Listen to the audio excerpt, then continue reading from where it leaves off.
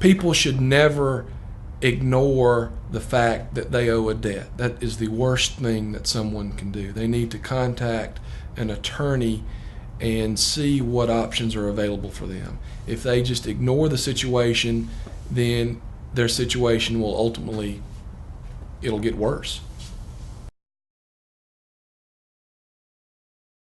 If a person calls me with a bankruptcy question, and for instance, a lot of calls that I get, people ask, what's going to happen with my home? Am I going to lose my home if I file bankruptcy? And I tell them, in the vast majority of cases, people do not lose their home. But that's when I recommend that they set up an appointment with me and have them to come in the office so that I can sit down with them one-on-one, go over their finances in depth, go over their income with them in depth, take a look at exactly who they owe and what type of debts they have, look at what assets they have, and then I can get a better understanding for what their financial position is and tell them what I think will happen. We don't charge a fee for the initial consultation. If someone calls me, I will have them to schedule an appointment to come in and meet with me, and there is no fee for the initial consultation. So if people are experiencing problems, I tell them and encourage them to come in, sit down with me. It won't cost you anything, and let's talk about what options are available for you.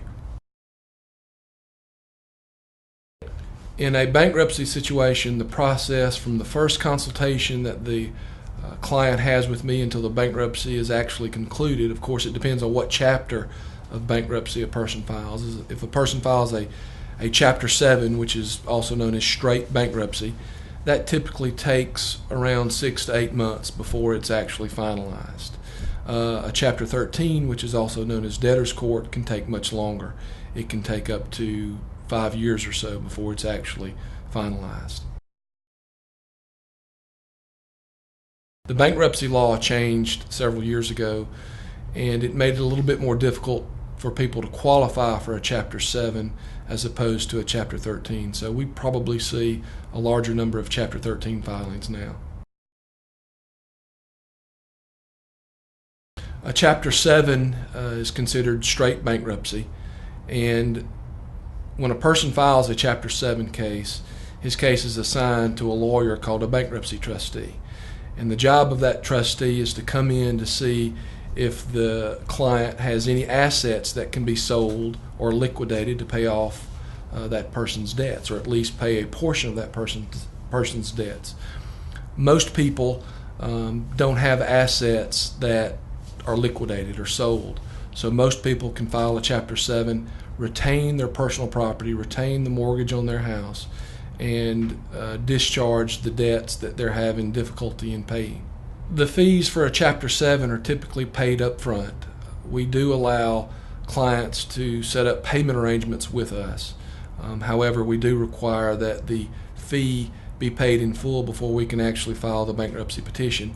And the fee amounts vary. It depends on each person's financial situation.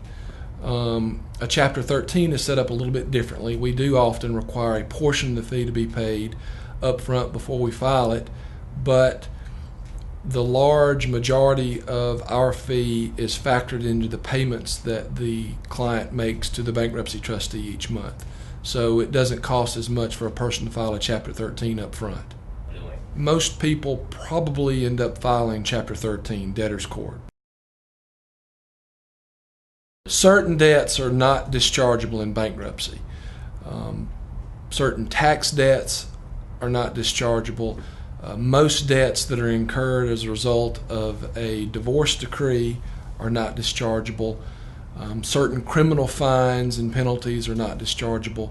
But that's one of the reasons that people need to call, set up a time to come in and meet with me, and I can go over what debts may or may not be discharged in the bankruptcy. The vast majority of debts that people incur are dischargeable in bankruptcy.